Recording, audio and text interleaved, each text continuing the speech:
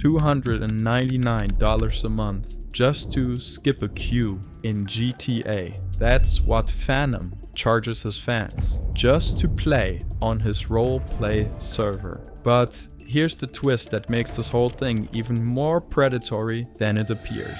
The queue only exists to sell skips. At just 27 years old, Fanum discovered something darker than any GTA heist he'd ever streamed. His millions of followers weren't just scrolling through his content. They were walking ATMs programmed to trust whatever he said. He started building District 10, which isn't just a gaming community.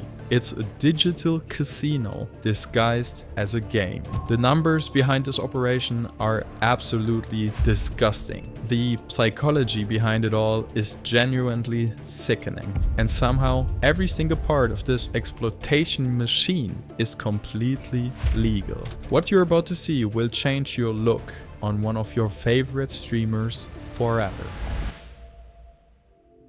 Fanum, or Roberto Gonzalez, started exactly like every other bedroom streamer you've seen. Bad lighting, cheap microphone, and building trust with the audience, one joke at a time. But soon his viewers weren't just watching his content for entertainment. They were investing emotionally in a relationship that felt real to them. They donate their hard-earned money just to hear their username getting called out on stream. Like, who the f does that, like, really? In 2022, Fanum had the realization that this all could make him incredibly rich. He was watching other streamers make decent money from GTA roleplay servers, and something started to click.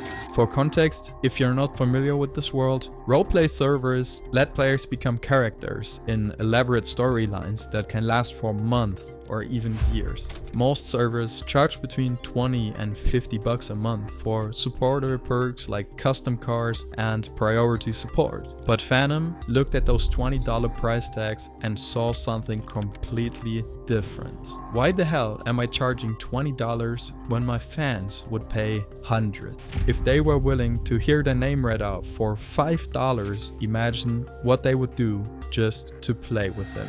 District 10's business model is criminally simple. Create artificial scarcity, then sell premium solutions to these problems you have created on purpose. Here's how it goes. Step 1. Limit servers to exactly 300 players. Step 2. Make every free player wait 3 hours every single day just to get into the server. Nothing says fun like staring at a loading screen for 3 hours. Step 3. Sell queue skips from anywhere from 35 bucks to 299 bucks monthly. These are the pricing tiers that are designed to look just like airline classes, which Fanum probably thought makes the whole thing like more legitimate or professional somehow, with speed of light having instant access. But Fanum also opened up to the free players, the people who built his riches, who've been watching his content for years, and he just puts them into the luggage area. Not even passengers, just cargo, dead weight. Now Fanum knows exactly what he's doing by choosing these names. He's weaponizing shame to pressure his fans, often younger people, with no disposable income into somehow finding money they don't even have. The store page descriptions are really vague. Instead of actual queue times, you get meaningless marketing speaks like fast, faster, or fastest. No concrete numbers, no honest time frames, nothing. Keeping people in the dark on what they're actually buying is part of the whole system. But these top tier passes that cost about $300 a month are the real kicker here. Netflix cost about $15 a month. Meanwhile, just to skip a queue on Fanum server, you would have to pay $300. Fanum could just add server capacity or create additional servers to handle the massive demand from his fanbase. He chooses not to do it. Let's just say you lost about 20 to 50 IQ points on a day and decide to pay that. The real exploitation begins once you are actually inside of the server. for $150 you can buy what they call the custom character menu. This gives you exclusive character models that regular players can't access. Some are even smaller, making it harder to shoot in firefights. Others look more intimidating or just automatically give you respect from other players. It's like playing basketball, except some players paid extra to be like 10 feet tall. Another $150 gets you the gang package. I know, sounds really gangster, which gives your entire crew military grade weapons, armored vehicles, and enough firepower to destroy anyone who didn't pay. But the most disgusting example has to be the no clip pass, which costs about $5. The pass lets you fly through walls and become practically untouchable during fights. Every legitimate roleplay server banned this immediately because it destroys any type of fair competition. It completely ruins the experience. When it comes to official revenue numbers, Fanum won't release them publicly. I wonder why that might be, guys. I wonder. But District 10's store actually shows a live transaction counter for certain purchases. And I've been tracking these numbers to get a realistic sense of the financial scale. Here's my, let's say, conservative estimate based on the data. 100 people paying for various queue tiers, averaging about $100 monthly each, which brings in about $10,000 per month.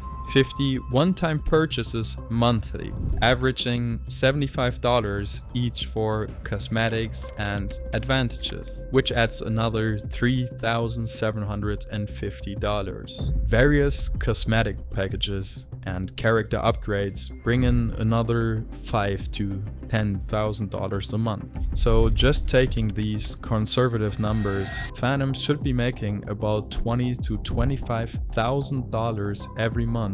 This means that he makes around $1.2 million annually just from the single video game server.